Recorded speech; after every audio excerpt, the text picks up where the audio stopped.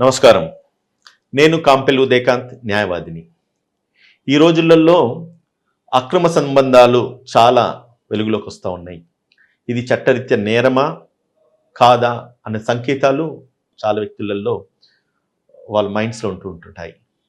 అక్రమ సంబంధం నేరం కాదు అని చెప్పేసి ఈ మధ్యకాలంలో సుప్రీంకోర్టు తీర్పు ఇవ్వడం జరిగింది. దాని పరిణామాలు ఈరోజు ఆలోచించితే ఇటువంటి సంబంధాలలో ఒకవేళ పిల్లలు పుడితే ఏంటి అన్నది ఒక క్వశ్చన్. దీనికి సమాధానం ఈరోజు నేను మీ ముందు ఉంచి తెలుసుకున్నాను.